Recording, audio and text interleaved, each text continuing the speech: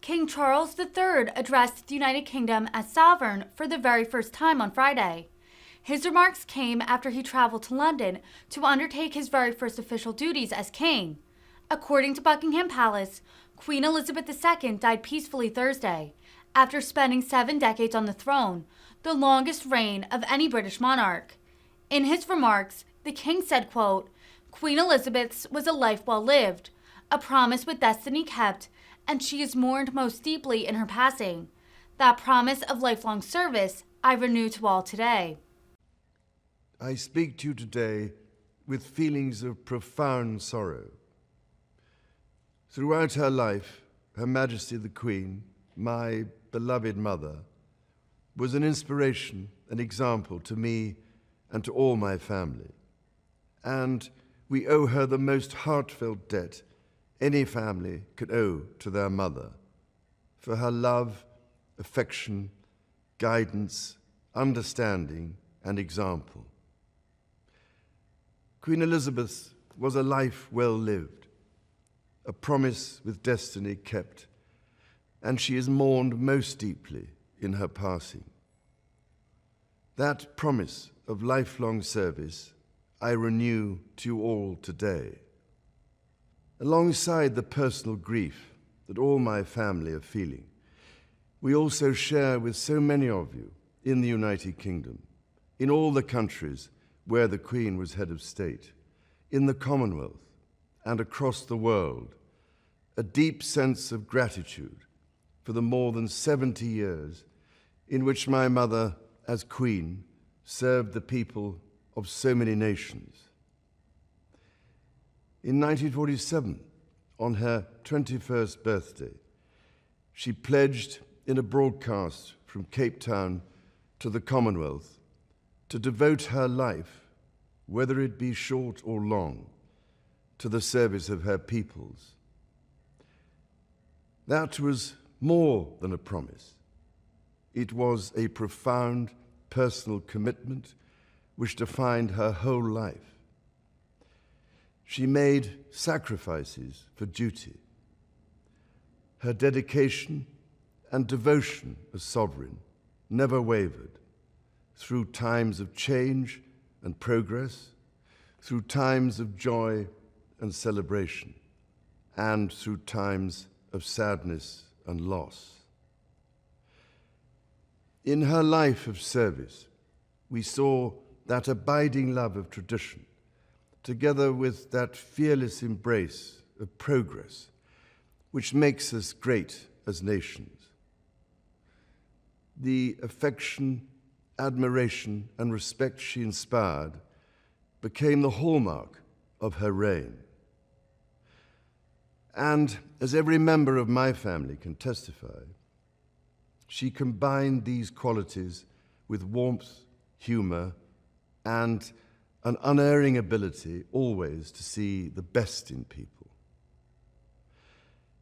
I pay tribute to my mother's memory, and I honor her life of service. I know that her death brings great sadness to so many of you, and I share that sense of loss beyond measure with you all.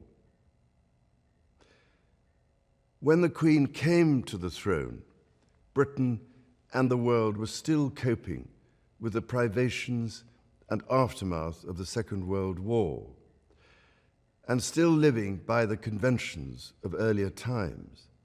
In the course of the last 70 years, we have seen our society become one of many cultures and many faiths. The institutions of the state have changed in turn. But through all changes and challenges, our nation and the wider family of realms, of whose talents, traditions, and achievements I am so inexpressibly proud, have prospered and flourished. Our values have remained and must remain constant. The role and the duties of monarchy also remain, as does the sovereign's particular relationship and responsibility towards the Church of England, the Church in which my own faith is so deeply rooted. In that faith and the values it inspires, I have been brought up to cherish a sense of duty to others and to hold in the greatest respect the precious traditions, freedoms, and responsibilities of our unique history and our system of parliamentary government. As the Queen herself did with such unswerving devotion, I too now solemnly pledge myself, throughout the remaining time God grants me, to uphold the constitutional principles at the heart of our nation. And wherever you may live in the United Kingdom, or in the realms and territories across the world, and whatever may be your background or beliefs, I shall endeavor to serve you with loyalty, respect, and love, as I have throughout my life. My life will, of course, change as I take up my new responsibilities. It will no longer be possible for me to give so much of my time and energies to the charities and issues for which I care so deeply. But I know this important work will go on in the trusted hands of others. This is also a time of change for my family. I count on the loving help of my darling wife, Camilla. In recognition of her own loyal public service since our marriage 17 years ago, she becomes my Queen Consort. I know she will bring to the demands of her new role the steadfast devotion to duty on which I have come to rely so much.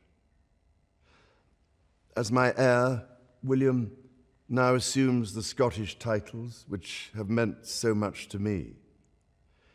He succeeds me as Duke of Cornwall and takes on the responsibilities for the Duchy of Cornwall, which I have undertaken for more than 5 decades.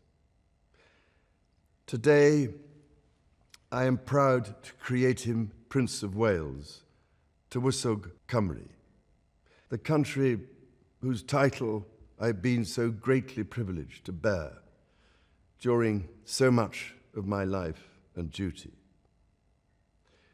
With Catherine beside him, our new Prince and Princess of Wales will, I know, continue to inspire and lead our national conversations, helping to bring the marginal to the centre ground, where vital help can be given.